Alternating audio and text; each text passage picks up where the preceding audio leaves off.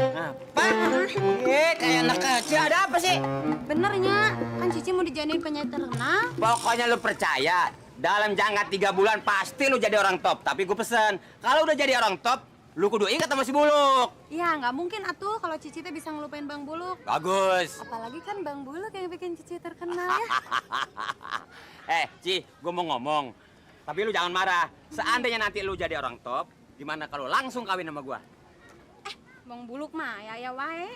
Cici mah belum mikirin ke arah sana, Bang. Cici teh masih kena trauma sama laki-laki. Cici mah pengen cita-cita Cici dulu aja lah, biar berkembang.